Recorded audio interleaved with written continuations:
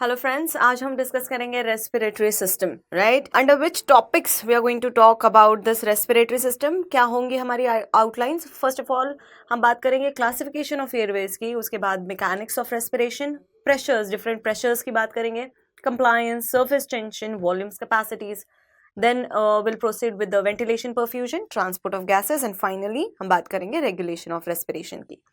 तो स्टार्ट करते हैं एयरवे क्लासिफिकेशन से।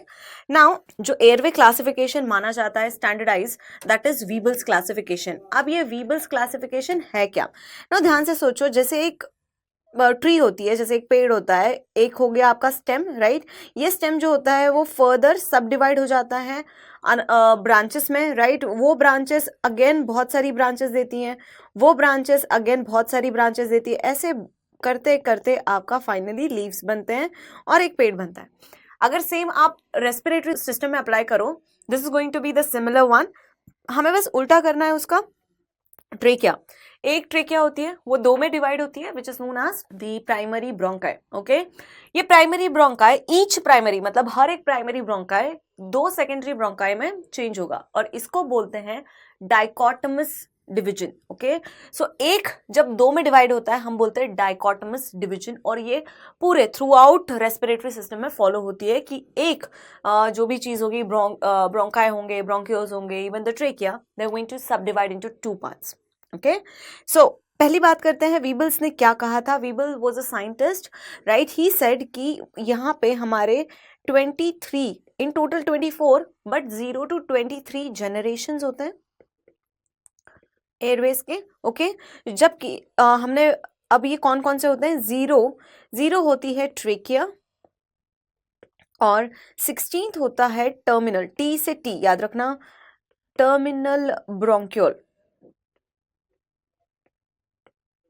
Terminal bronchiole. Now why this tea was important? T से लेके टी तक हमारा हो गया एक पार्ट, हम दो पार्ट में इसको डिवाइड करेंगे, इस जनरेशंस को। 0 to 16 we are going to divide first thing.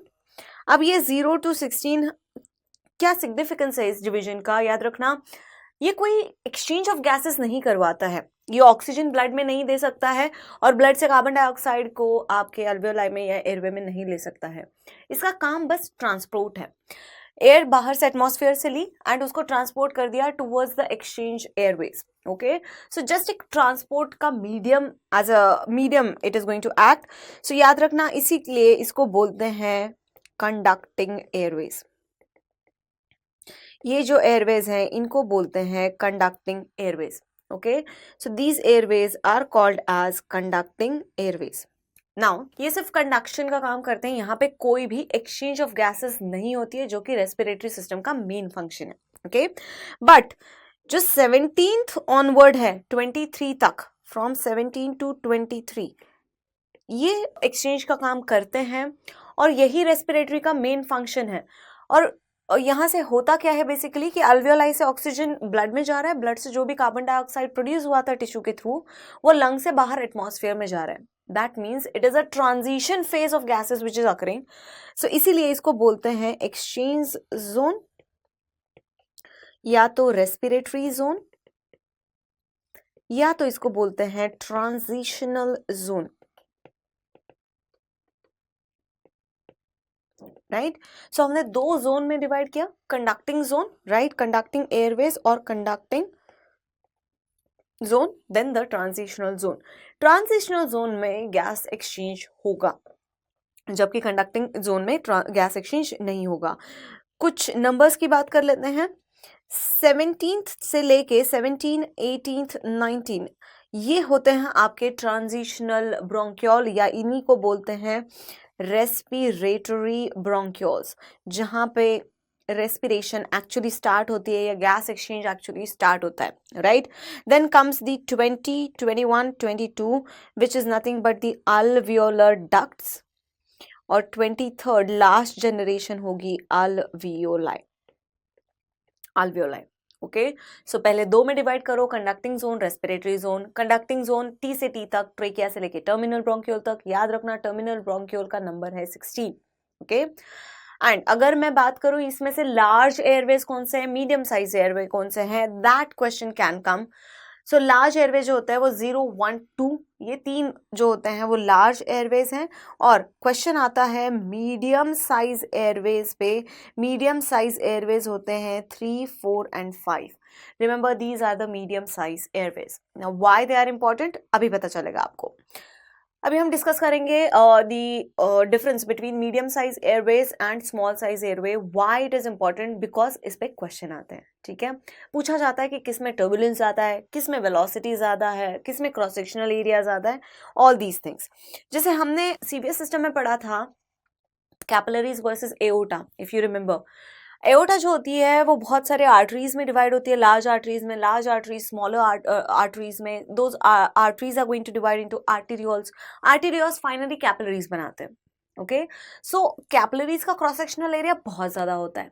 Same is happening over here.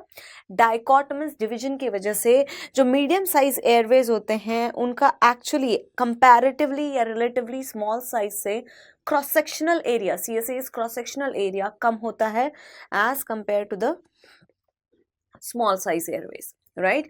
और हमने क्रॉस सेक्शनल एरिया का रिलेशन देखा था वेलोसिटी से, जिसका क्रॉस सेक्शनल एरिया ज्यादा होगा उनकी वेलोसिटी कम होगी।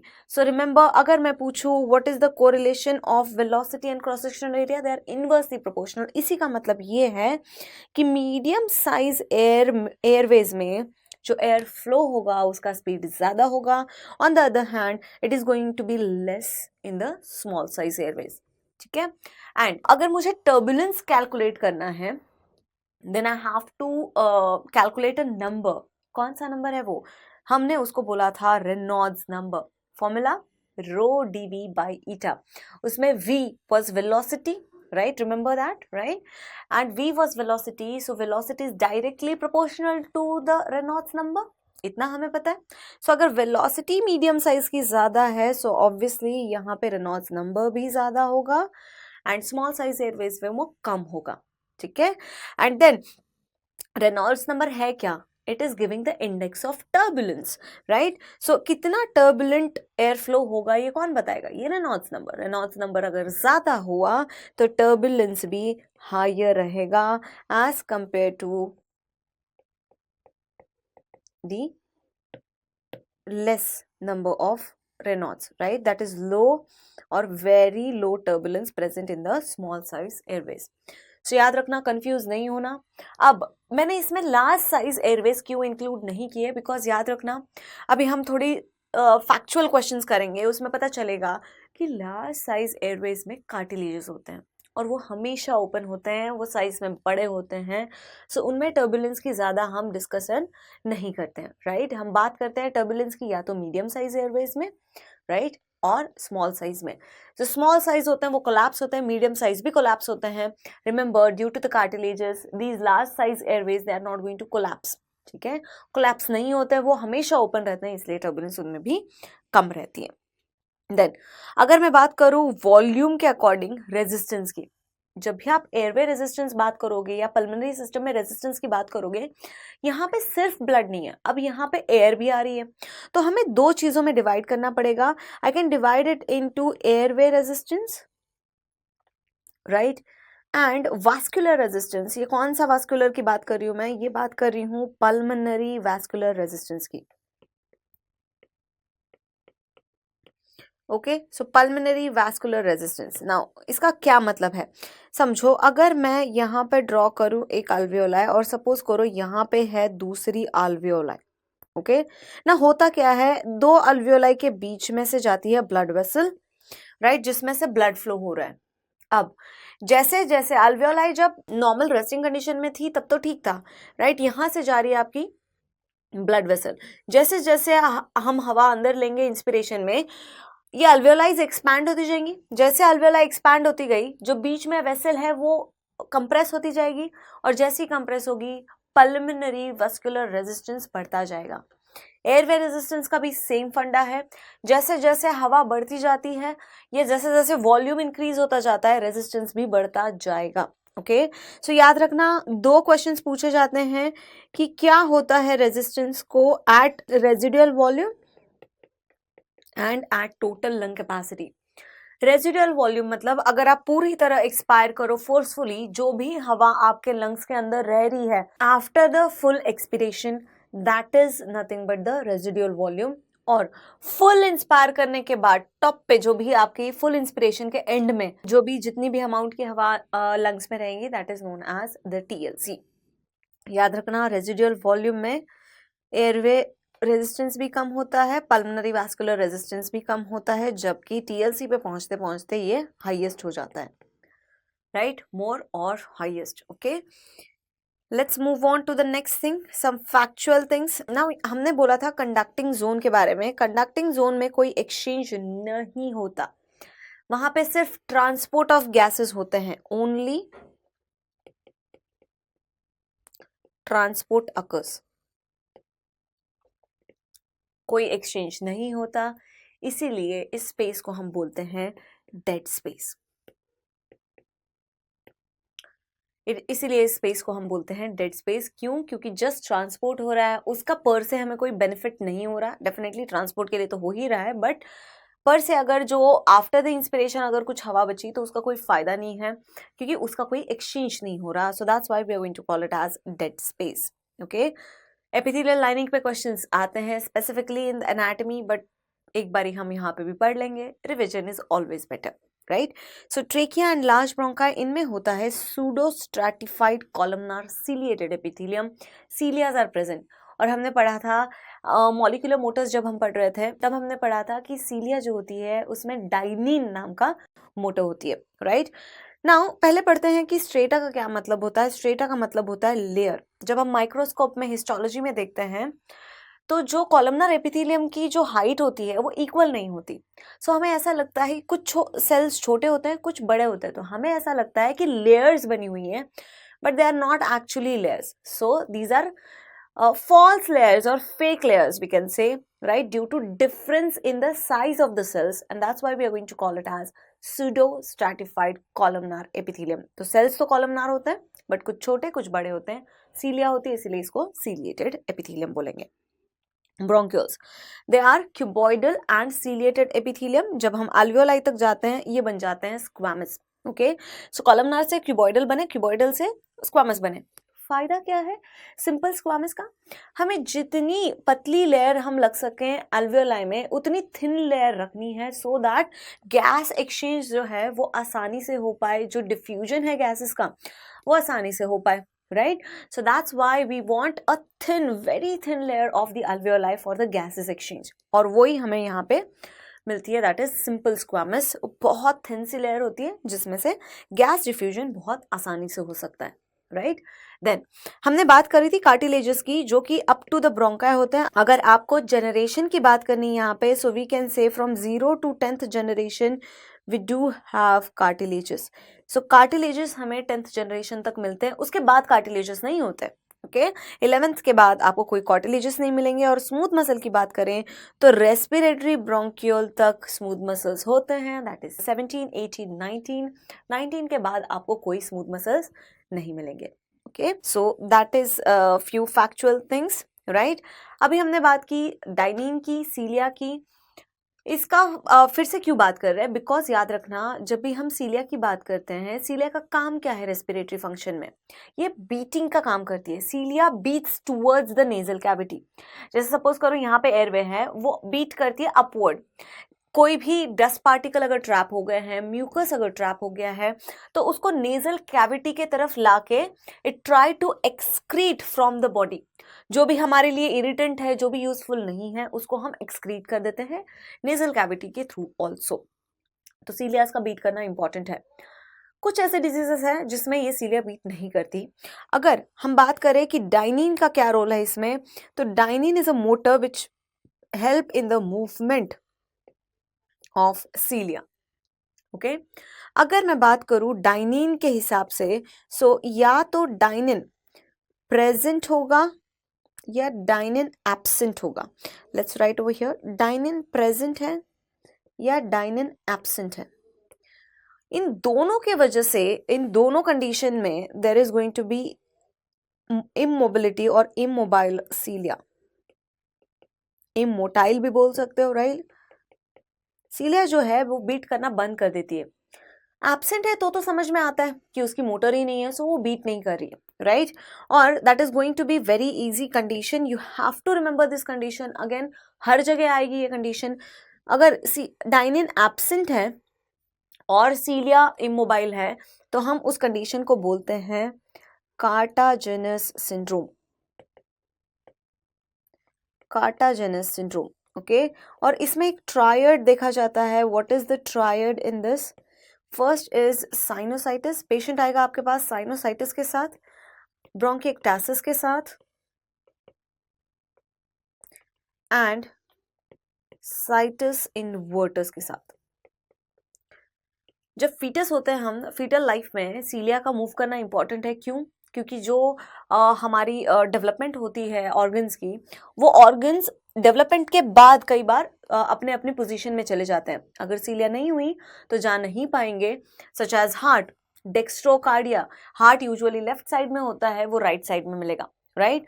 क्यों? क्योंकि सीलिया बीट नहीं कर रही है। जब डेवलपमेंट हो रही थी तो हार्ट अपने पोजीशन पे नहीं जा पाए, तो that is known as situs inversus, okay.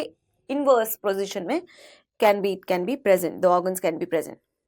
अगर डाइनिन प्रेजेंट हुआ तब क्या कंडीशन होगी? Why then the immobile cilia is going to be there. अगर डाइनिन नहीं है तो समझ में आता है, पर डाइनिन है बट अगर कोई जीन डिफेक्ट है तब तो सीलिया डिफेक्टिव हो सकती है। नाउ अंडरस्टैंड, डाइनिन का सिर्फ प्रेजेंट होना ये श्योरिटी नहीं देगा कि सीलिया बीट करेगी ही करेगी। There can be one other condition which is known as cystic fibrosis.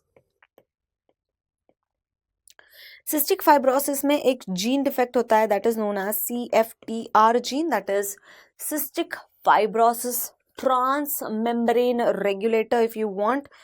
CF for cystic fibrosis, T is for transmembrane regulator gene. ये जीन खराब होता है, इसकी वजह से क्लोराइड चैनल्स डिफेक्टिव होते हैं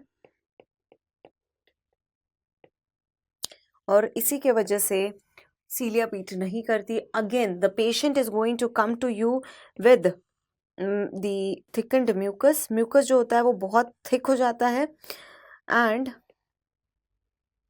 रिपीटेड इन्फेक्शन के साथ। जब पेशेंट की हिस्ट्री लोगे तो आपको मिलेगा कि patient, the small kid is going to have repeated infection, क्योंकि ये जेनेटिक है, तो बचपन से ही उसको ये प्रॉब्लम होती रहेगी, okay. So this is how you can divide the cilia, immobile cilia disorders, okay. Let's move on to the stem cells. This question can be asked कि ऐसे कौन कौन सा सेल्स होते हैं जो कि सेल की तरह एक्ट करते हैं। स्टेम सेल्स क्या होते हैं? जो डिफ्रेंशिएट करके नए सेल्स बना सकते हैं। सपोज करो by any reason, due to any injury और डिजेनरेशन, कुछ सेल्स की डेथ हो गई। Now for that matter we want new cell, right? हमें उस जगह नए सेल्स की जरूरत पड़ेगी, तो इसी के लिए हमें स्टेम सेल की जरूरत पड़ेगी so that they can form new sales, okay. तो बेसल सेल्स, क्लारा सेल्स और क्लब सेल्स दोनों का मतलब एक ही है। ये प्रोड्यूस करते हैं SP। बेसल सेल्स मतलब ही स्टेम सेल्स है, राइट? और द क्लारा सेल्स और क्लब सेल्स प्रोड्यूस करते हैं SP। SP क्या है? Surfactant protein. कौन से टाइप ऑफ सर्फैक्टेंट प्रोटीन होते हैं? ABCD, right? क्या काम होता है इनका? काम होता है जो सर्फैक्टेंट प्रोड्यूस हो रहा है उसको स्टेबलाइज करना, उसको स्टेबिलिटी देना, ओके। ब्रोंक्यूल्स में वो स्टेबिलिटी देते हैं। Type 2 pneumocyte can act as a stem cell, but सारे सेल्स के लिए नहीं, सिर्फ टाइप 1 के लिए, ओके। एंड जो आपकी सबम्यूकोसल ग्लैंड होती है उसके जो डक्टल सेल्स होते हैं they can also act as a stem cell, okay.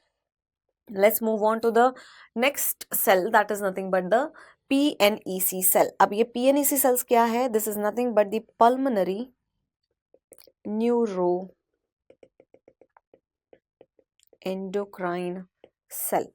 अगर ये एक सेल है तो हम इसको सेल बोलेंगे। अगर ये बहुत सारे सेल्स ग्रुप टुगेदर है या इनका एक क्लस्टर है तो हम इसको बोलेंगे PNEB, that is pulmonary neuroendocrinal, B for body, okay बार बार एक ही चीज लिखने की जरूरत नहीं है। PNEC सेल अगर सिंगुलर होगा तो ग्रुप में होंगे तो उसको बॉडी बोलेंगे। अब इनका काम क्या है, ये जो है वो एज अ कीमोरिसेप्टर एक्ट करते हैं और याद रखना ये कुछ चीजें सिक्रीट करते हैं, सुपर स्पेशल चीजें। व्हाट इज सुपर स्पेशल चीजें? निमोनिक है super special CCD, that is SSCCD। तो याद रखना S for serotonin, serotonin release करेंगे, राइट। देन सब्सटेंस P रिलीज करेंगे, कैल्सिटोनिन, ये कैल्सिटोनिन भी रिलीज करते हैं। These can release CGRP and dopamine. Please remember these, right. ये क्वेश्चन ऑलरेडी आ चुका है, सो प्लीज याद रखना कौन कौन सी चीजें वो सिक्रीट करते हैं। Please remember super special CCD, okay. And जो ट्यूमर इनसे रिलेटेड होता है, अगर कोई ट्यूमर यहाँ पे ओरिजिनेट होता है, जो ट्यूमर इनसे associated होता है, that is nothing but the carcinoid type of tumor which is related with the PNEC, okay। So these are just a factual thing। अब आता है concept पे, that is mechanics of respiration। respiration actually होती कैसे है, right। respiration के ऊपर जाने से पहले आपको एक लॉ पता होना चाहिए, that is nothing but the Boyle's law। जो Boyle's law होता है ये based है something known as ideal gas equation पे। आइडियल गैस इक्वेशन बोलती है PV is equal to nRT। P is pressure, V is volume, right. And ideal situation में हम लेते हैं कि ये कांस्टेंट होता है, बॉडी में भी होम्योस्टैसिस होती है तो ये तीनों चीजें कांस्टेंट रहती है, right. So I can write PV is equal to constant. और इसी को यूज करते हुए बॉयल्स ने लॉ दिया, अगर प्रेशर को वॉल्यूम से रिलेट करना है तो कैसा रिलेशनशिप होगा इनका? they are going to have inverse relationship in between, okay। pressure is inversely proportional to volume। इसका मतलब जब भी प्रेशर बढ़ेगा तब वॉल्यूम को क्या होगा? वॉल्यूम कम होगा, और जब प्रेशर कम होगा तो वॉल्यूम बढ़ेगा, okay। that is going to be the inverse correlation। so please याद रखना that they are inversely proportional to each other and that is nothing but the Boyle's law, okay। ये law हर जगह applicable होता है respiratory system में, okay. So start करते हैं discussion करना कुछ प्रेशर्स पे, IAP एंड ITP। अगर मैं यहाँ पे बोलूँ कि लेट्स ड्रॉ अ लंग, अगर यहाँ पे एक लंग ड्रॉ करते हैं, सपोज करो ये लंग है, राइट। अब लंग के बाहर प्लूरा होती है, हमें पता है। जो प्लूरा स्टिक होती है लंग से या लंग से अडियर होती है उसको हम बोलते हैं विसरल प्लूरा। लंग एक ऑर्गन है, ऑर्गन के पास जो होती है उसको बोलते हैं विसरल प्लूरा। और याद रखना उसके बाहर चेस्ट वॉल से अडियर जो होती है उसको बोलते हैं पैराइटल प्लूरा, ओके। सो जो ब्लू में ड्रॉ किया है that is lungs, right. This is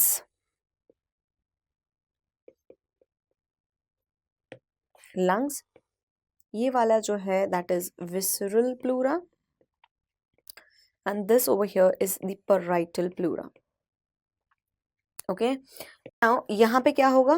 ये सपोज करो आपकी रिब्स हो गई, right. And in between we are going to have muscles also. So ऐसी चेस्ट वॉल होती है आपकी थोरैक्स के बाहर, okay. So we can say that this is chest wall. अब ध्यान देना, जो हमने पहली चीज पढ़ी थी कि ब्रोंकाई तक कार्टिलेजेस होते हैं, राइट। अब अगर कार्टिलेजेस वहां पे है वो तो कभी कोलैप्स करने से रहे, that means they are directly connected to the environment. ये एनवायरमेंट के डायरेक्ट कनेक्शन में है। जब भी कोई भी चीज एनवायरमेंट के डायरेक्ट कनेक्शन में होती है, for example let's say a cup है ना, कप लिया चाय का, उसमें गर्म चाय डाली तो क्या होगा? आफ्टर सम टाइम, थोड़ी देर के बाद अगर आप देखोगे तो चाय का टेम्परेचर बाहर के एनवायरमेंटल टेम्परेचर के जितना हो जाएगा, right. That means this system is called as open system, okay. जो भी डायरेक्ट कॉन्टैक्ट में होता है, it is not a enclose system, right. So जो भी डायरेक्ट कॉन्टैक्ट में होता है एनवायरमेंट के, वो ट्राई करता है कि एनवायरमेंट से इक्विलिब्रियम मेंटेन करे, ओके। सो यहाँ पे भी आप देख सकते हो कि जो लंग है ये ओपन सिस्टम है। अगर सारे अल्वियोलाइज की मैं बात करूं, so they are in direct contact with the atmosphere, right. और एटमॉस्फेयर का प्रेशर कितना होता है at sea level? Yes please, 0 or 760 mmHg. This 760 is absolute value, right? And this 0 is relative value. जो 0 है हम उसको रिलेटिव वैल्यू बोलते हैं, क्योंकि हमें सबको पता है कि 0 सी लेवल पे सब जगह 760 ही होता है, तो हम उसको 0 बोल लेते हैं फॉर आर कन्वीनियंस. ओके, अब मैंने अगर पूछा आपको कि लंग में या अल्वियोलाई के अंदर रेस्टिंग कंडीशन में कितना प्रेशर होगा, ना अंडरस्टैंड, अगर मैं बोलूं आपको, अभी हमने कप का एग्जांपल लिया था, अगर चाय डाले तो उसका टेम्परेचर कुछ देर बाद इक्वल हो जाएगा. दैट मीन्स जो सिस्टम ओपन सिस्टम है, so lung is a open system. Open system will try to maintain the equilibrium with the atmosphere. So इसके जो प्रेशर्स होंगे वो लगभग सेम होंगे, एटमॉस्फेयर के इक्वल होंगे, right. So over here also at rest ये ज़्यादा देर तक डिफरेंट प्रेशर मेंटेन नहीं कर सकता है, वो इक्वल हो जाएगा एटमॉस्फेयर के साथ, राइट. सो एट रेस्ट इसका भी प्रेशर होता है 0 और 760 mmHg. Okay, why? बिकॉज जैसे ही प्रेशर चेंज हुआ ग्रेडियंट बना, राइट, और वो ग्रेडियंट हमारा एयर एंट्री के साथ नलिफाई हो जाता है और उसके वजह से प्रेशर फिर से एटमॉस्फेयर जितना हो जाता है, right. For long time we can not maintain different pressure than the atmosphere in the lungs, because understand this is the open system. Okay, अब यहाँ पे एक चीज ध्यान दो, यहाँ पे मैंने ये बनाया है, दैट मीन्स जो विसरल प्लूरा है और पैराइटल प्लूरा है, they are merging with each other at hilum. Hilum के यहाँ पे ये एक दूसरे से मर्ज हो रही है, right. It's like a thermos. अगर मैं थर्मस में गर्म चाय डालूंगी तो बहुत देर तक वो गर्म ही रहेगी. क्यों? क्योंकि हमने इसको एयर टाइट कर दिया है, इनक्लोज कर दिया है, एटमॉस्फेयर से कट ऑफ कर दिया है, right. So same happens in the pleura also. Pleura को भी हमने merge कर दिया है. So this act as, this is the pleura or pleural space. This act as a closed system. ये closed system के तरह act करती है and it can have any pressure. Why? Because it's an enclosed system. So it can have different pressure than the atmosphere also. Right. So अगर हम rest में बात करते हैं, एट रेस्ट इसका प्रेशर कितना होगा? This is around 2.5 mmHg pressure. याद रखना, गेनोंग में mmHg में प्रेशर्स दिए हुए हैं और गाइटन में सेंटीमीटर्स ऑफ वाटर में प्रेशर दिए हुए हैं, इसीलिए नंबर्स में थोड़ा सा डिफरेंस है, right. But we are going to go with the Ganong because that's what is followed by the examiners also, right. So definitely the 2.5 mmHg is the right option, or you can say it 2.5 to 3 centimeters of water also. Anyways, चलो let's move on to the IAP changes. अगर मैं बोलूँ कि inspiration और expiration में कैसे कैसे changes आएंगे, तो याद रखना, जब भी हम इंस्पायर करते हैं, अभी थोड़ी देर में हम पढ़ेंगे कि क्या होगा, बट अगर हमें इंस्पायर करना है मतलब एयर की एंट्री करवानी है, राइट. अगर एयर की एंट्री करवानी है हमें लंग के अंदर, तो हमें कैसा प्रेशर चाहिए? हमें नेगेटिव प्रेशर चाहिए, right. We can not have positive pressure. Negative pressure की वजह से it's acting as a suction pressure, और उसी की वजह से एक पार्शियल प्रेशर ग्रेडियंट क्रिएट होगा, और ग्रेडियंट की वजह से जो है वो हवा अंदर आएगी. ओके, सो याद रखना, इंस्पिरेशन पे हमेशा प्रेशर नेगेटिव होता है. सो दैट्स व्हाई अगर मैं आपसे पूछूं कि during, let's write over here, during inspiration pressure कितना होता है? प्रेशर होता है -1 mmHg, या इसी को आप लिख सकते हो 759 mmHg प्रेशर. अगर मैं पूछूं एक्सपीरेशन के टाइम पे क्या होना चाहिए, हमें हवा को बाहर भेजना है अब, तो क्या होना चाहिए? कंप्रेशन प्रेशर लगना चाहिए. कंप्रेशन प्रेशर की वजह से हवा लंग से बाहर जाएगी, और कंप्रेशन प्रेशर हमेशा पॉजिटिव प्रेशर होता है, right. So that's why during expiration we are going to have +1 mmHg, या हम लिख सकते हैं 761 mmHg of pressure. Okay, so that we can write over here. Now again, अगर मैं पूछूं at the start और at the end of inspiration क्या प्रेशर्स होंगे? सेम अगर मैं पूछूं at the beginning और at the start and at the end of एक्सपिरेशंस क्या प्रेशर्स होंगे? आंसर आपका एक ही होगा. I told you this is the open system, right. IAP का मतलब होता है intra alveolar pressure. Intra alveolar pressure, इसी को हम बोल सकते हैं, लंग के अंदर प्रेशर है, सो इसी को हम बोल सकते हैं intra pulmonary pressure, intra pulmonary pressure. ठीक है, आप चाहे इंट्रा आल्वियोलर बोलो, इंट्रा पल्मोनरी प्रेशर बोलो, रेस्टिंग के टाइम पे वो 0 या 760 mmHg ही होगा, right. And you can not have different pressure for longer times. So same expiration के टाइम पे स्टार्टिंग में और एंड में ये वापस से 0 हो जाएगा, बट याद रखना जब हम बात करते हैं ड्यूरिंग की, तो ड्यूरिंग के समय +1 होगा, यहाँ पे ड्यूरिंग के समय -1 होगा। Which pressure we are talking about? We are talking about IAP और IPP, that is nothing but the intrapulmonary pressure. Okay, अब आते हैं ITP पे। ITP क्या है? Intra thoracic pressure. थोरैक्स क्या होता है? Chest wall.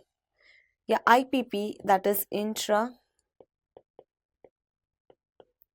प्लेउरल प्रेशर। प्लूरा के अंदर कितना है? या चेस्ट वॉल के जस्ट अंदर, that is again the pleura. Okay, तो प्लूरा के अंदर प्रेशर्स कितने होते हैं? अगर मैं बात करूं एट रेस्ट की, अभी हमने पढ़ा था कि it is 2.5 mmHg pressure. Okay, जब फुल इंस्पिरेशन होता है, क्वाइट इंस्पिरेशन होता है, जब भी हमारा क्वाइट इंस्पिरेशन होता है तब क्या होगा?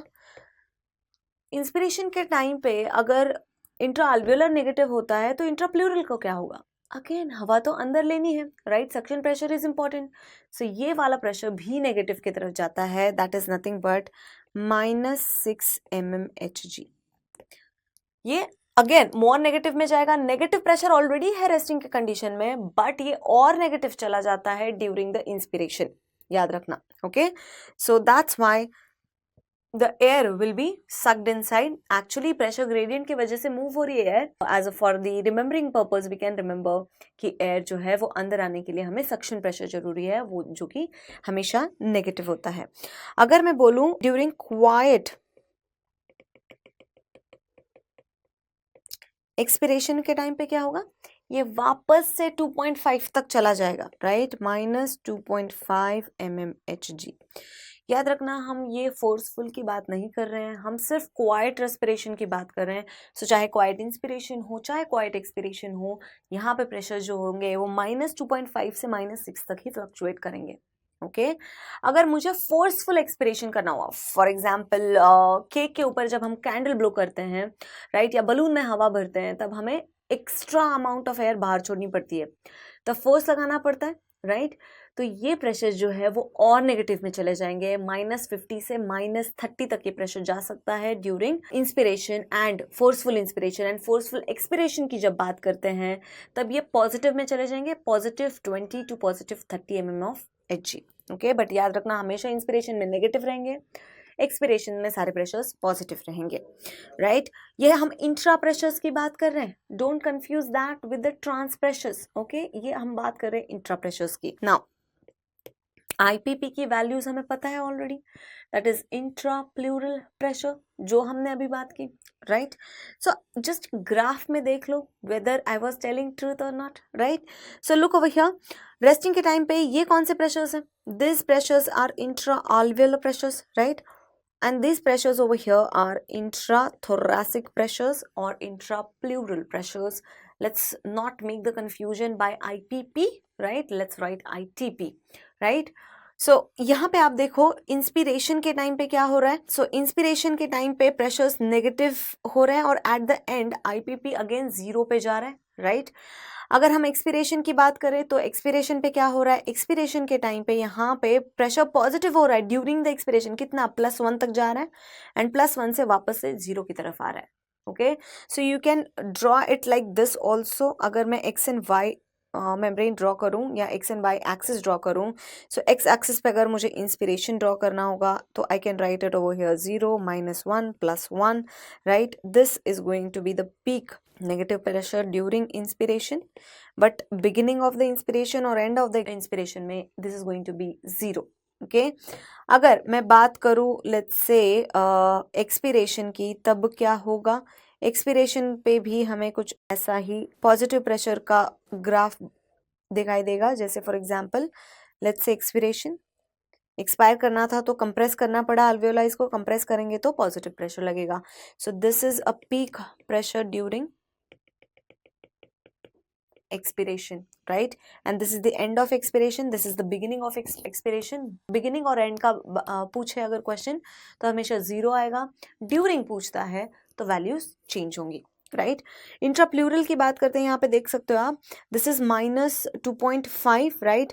-2.5 से ये प्रेशर जब इंस्पायर कर रहे थे, मैंने बोला था कि मोर नेगेटिव होगा एट द फुल इंस्पिरेशन. यहाँ पे इंस्पिरेशन कंप्लीट हुआ है, यहाँ तक प्रेशर्स -6 तक गए हैं, right? You can see over here, यहाँ से प्रेशर ऐसे -6 तक गया है, और एक्सपिरेशन जब हो रहा था तो अगेन -6 से -2.5 की तरफ.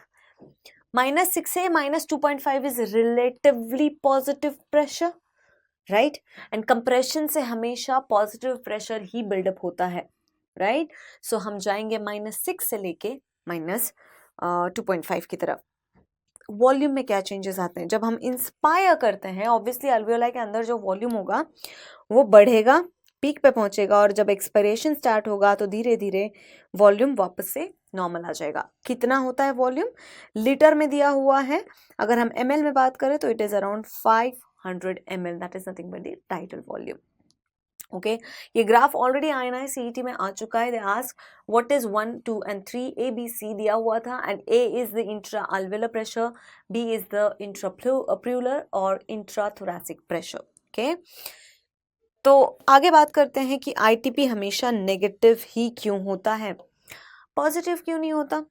नेगेटिव तो डेफिनेटली है. सो नेगेटिव इसमें प्रेशर होता है, वो क्यों होता है?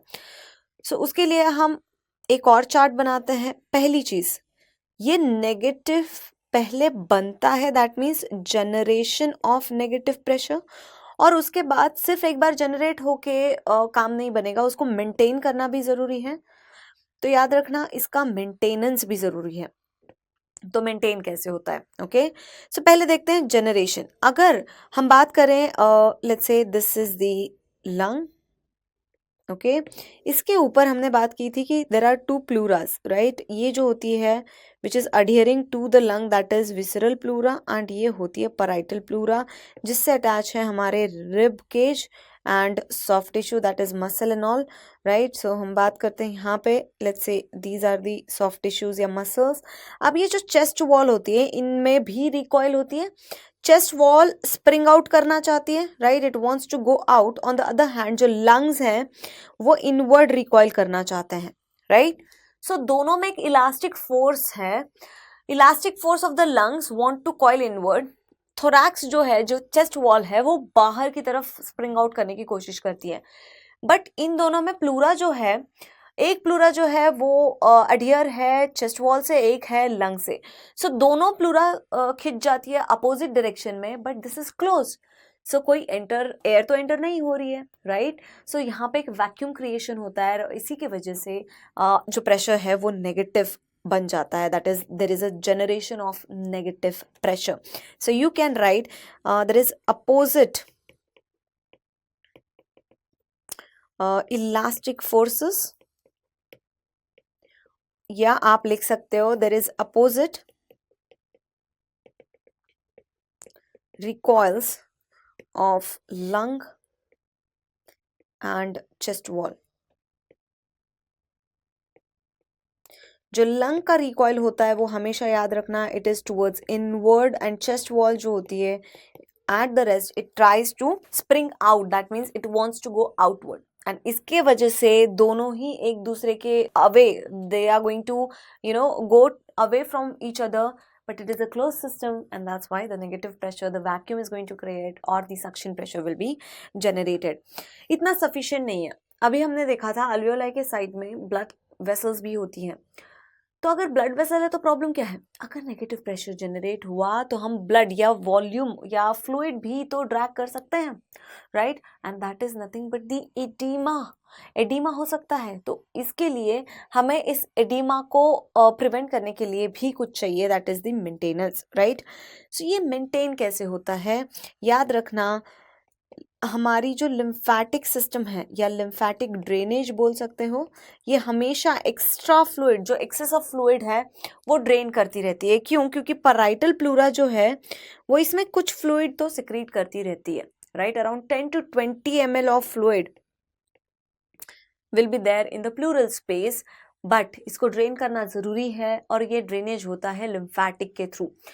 ये एक्स्ट्रा फ्लूइड लेगी प्लूरा से and again it is going to put into the blood, so it is going to act as a bridge between interstitial space, that is nothing but the pleural space and the blood. Okay, so lymphatic drainage की वजह से ये maintain रहता है। इसका benefit क्या है? It prevents the pulmonary oedema.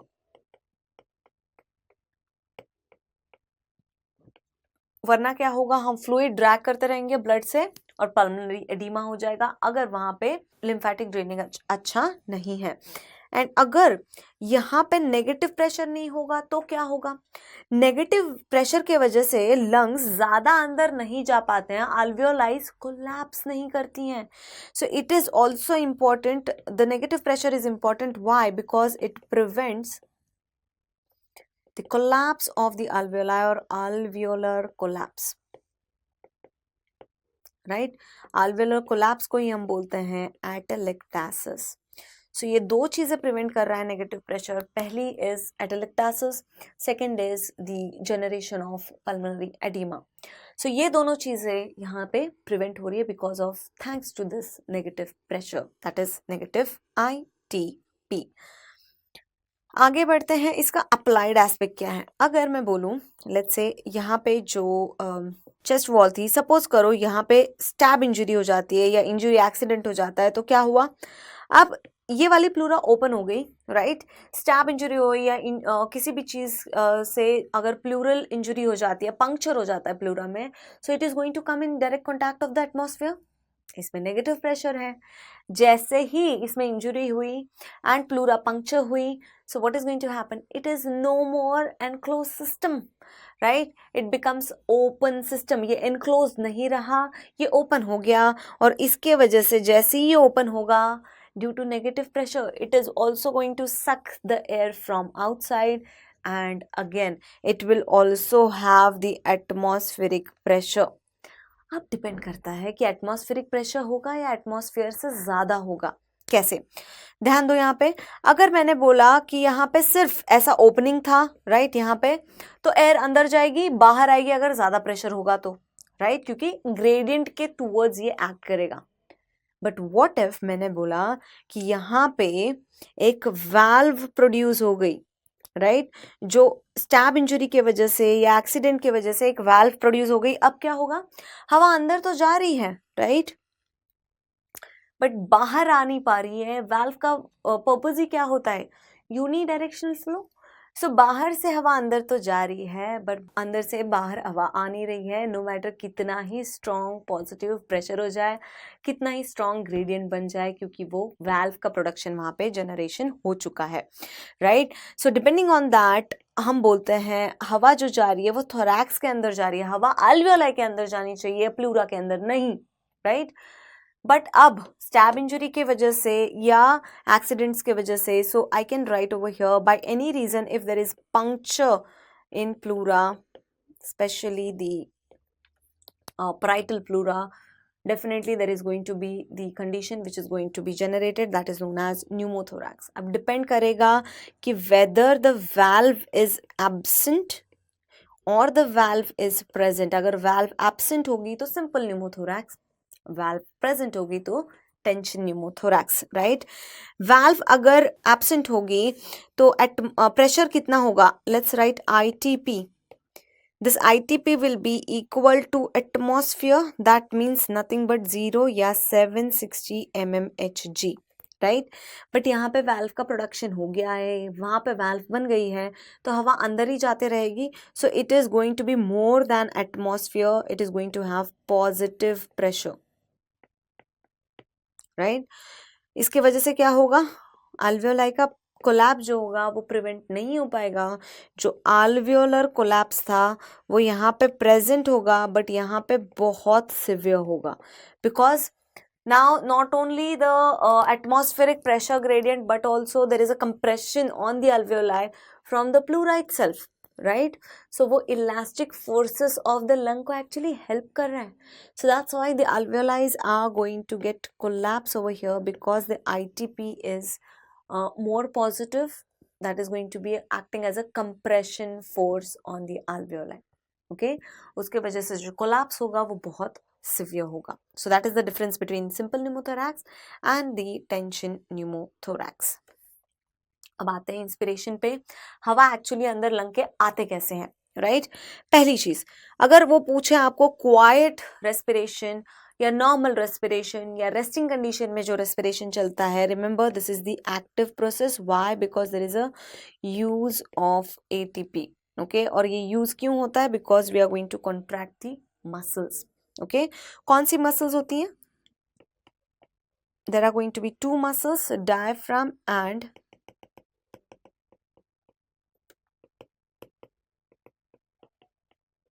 Diaphragm and external intercostal.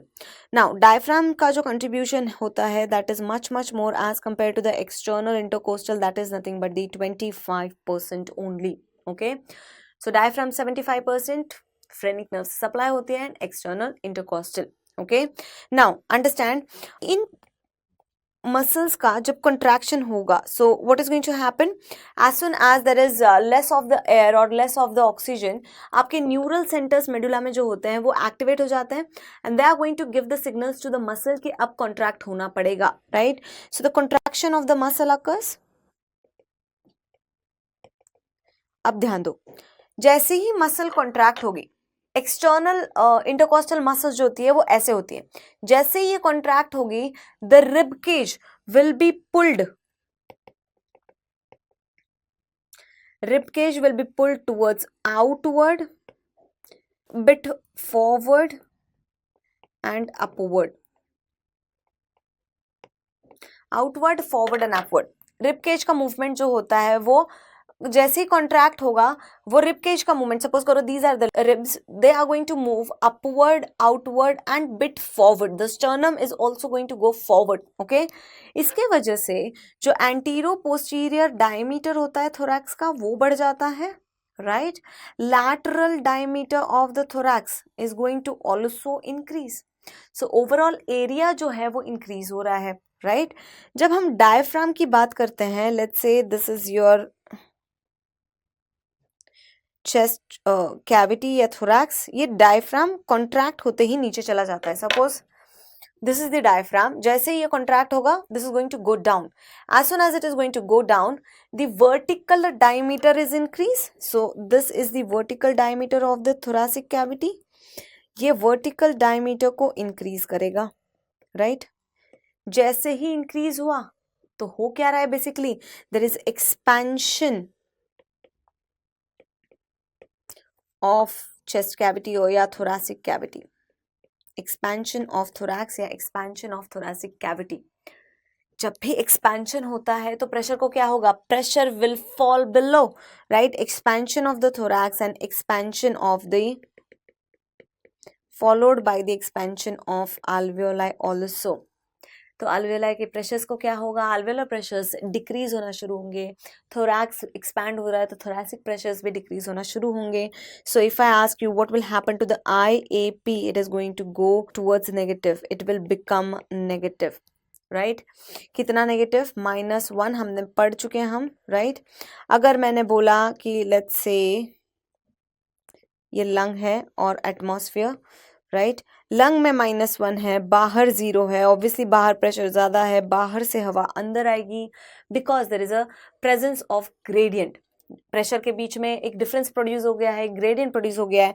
The air always move from higher gradient to lower gradient, या हम बोल सकते हैं 760 से 759 के तरफ air is going to move to make it 760 back again, right? So यहाँ इसके वजह से एयर एंट्री हो जाती है because there is a production of or presence of gradient.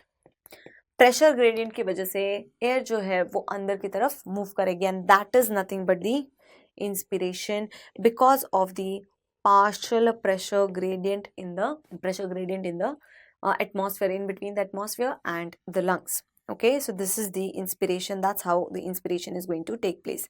ये हम quiet inspiration की बात कर रहे हैं, अभी forceful की हमने बात नहीं की है, right?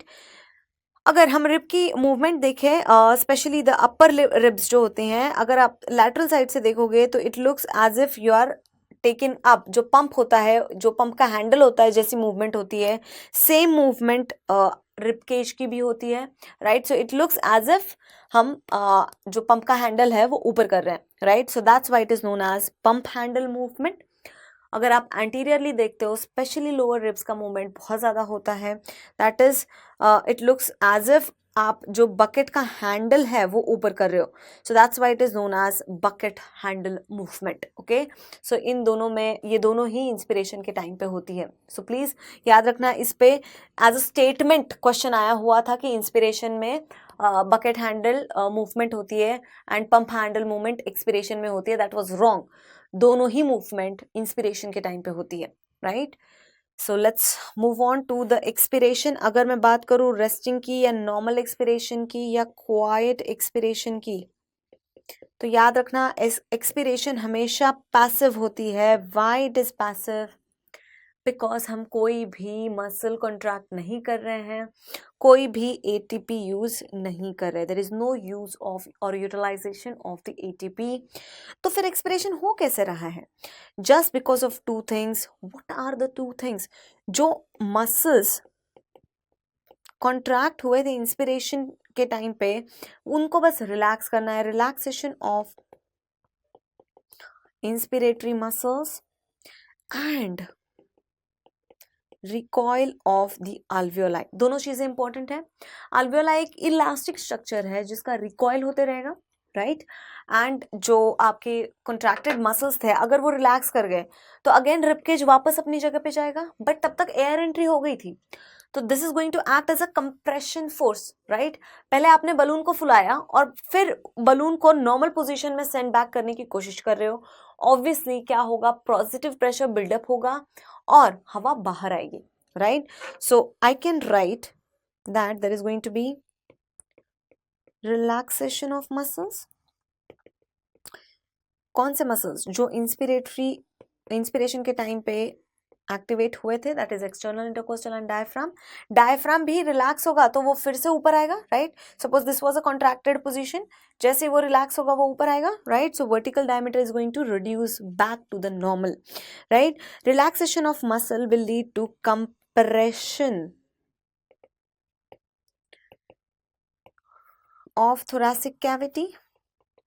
जैसे कंप्रेशन होगा, there is a production of positive pressure, और जैसे ही पॉजिटिव प्रेशर बिल्डअप होगा, डेफिनेटली द एयर, जैसे सपोज करो दिस इज लंग, यहाँ पे +1 mmHg या 761 mmHg है, राइट? बाहर 0 या 760 mmHg है. ऑब्वियसली अंदर ज्यादा है.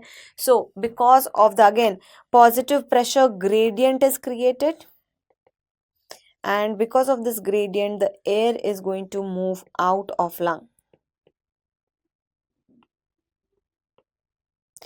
हवा जो है वो लंग के बाहर मूव होगी.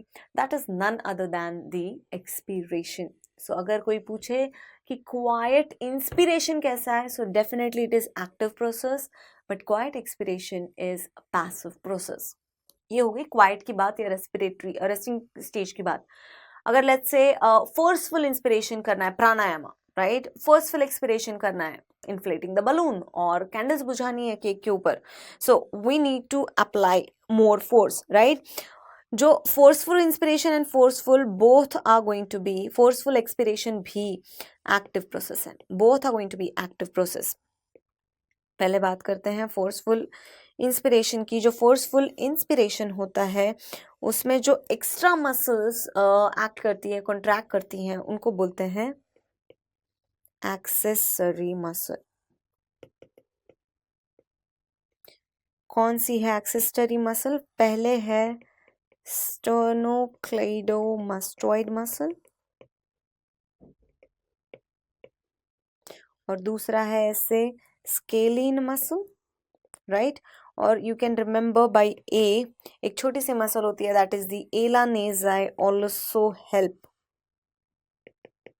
Elanizai also help in the forceful inspiration. Obviously extra muscle applicable है तो extra energy use होगी, extra energy use होगी तो extra contraction होगा, excess of the thoracic cavity expansion will occur and more air is going to go inside the lung. बहुत ज़्यादा हवा अंदर जाएगी. Forceful expiration की बात करते हैं. ज़्यादा पॉजिटिव प्रेशर बनाना है so definitely we need to contract the muscles. Now this is going to be the active process. कौन सी मसल्स कॉन्ट्रैक्ट होती है? The internal intercostal and the abdominal muscle. कौन सी abdominal muscle? Rectus abdominis and transverse abdominis. ये दोनों muscle contract करती है और you can even try to expire forcefully. What is going to happen? Definitely your abdominal muscles will play a major role. So अगर major contribution, अगर दोनों में से किसी के एक को चूज करना है, internal or intercostal या abdominal, go with abdominal. Okay, now you can remember intercostal expiration के time पे, that too in the forceful expiration, I'll change the color, forceful expiration में internal intercostal काम आती है. And हमने quiet inspiration में देखा था, it was external intercostal. So you can remember in goes with x and x goes with in. क्यों ऐसा बोला? Because respiratory system में ये फंडा हमेशा काम आता है. जब हम flow volume curve पढ़ेंगे तब भी ये फंडा काम आएगा. Okay, so let's move on to the applied aspect, Valsalva maneuver. अब ये Valsalva maneuver क्या होता है? जब भी आप forceful expiration का try करते हो with closed glottis, तो what is going to happen? Expiration की try कर रहे हैं, so that means there is going to be much positive pressure, right? कितना positive ये जा सकता है? It can go up to as high as 100 mmHg plus 100 mmHg pressure, right? अगर nose pinch किया, mouth बंद है and we try to expire forcefully, obviously the pressure is going to be very positive. Okay, इसका exact contrast situation है Muller's maneuver. It is the attempt of inspiration or attempt for inspiration that with closed glottis.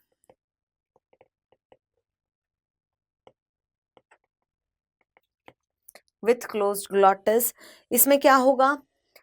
After the full expiration अगर आप nose बंद करो, nose pinch करो and mouth बंद करो and try to inspire, what is going to happen? All the muscles will contract and there is going to be a very negative pressure. Inspiration करना है हमें, राइट? सो suction pressure की जरूरत है. You can remember S for suction pressure. Okay, negative pressure की जरूरत है. So it is going to be very negative. It can go up to -80 mmHg. So please remember, Muller's manoeuvre में negative pressure होता है and आपके वाल्साल्वा में positive pressure होता है. अभी तक हमने बात की थी इंट्रा प्रेशर्स की, इंट्रा अल्वेओला या इंट्रा प्लूरल. ओके, अब हम बात करेंगे ट्रांसम्यूरल की. ट्रांस का मतलब होता है अक्रॉस, राइट? सो हम अक्रॉस द वॉल्स देखेंगे कि प्रेशर्स का क्या क्या डिफरेंसेस होते हैं. पहले तो डायग्राम ड्रॉ करते हैं. सपोज करो this is the lung. Okay, then there is a pleura.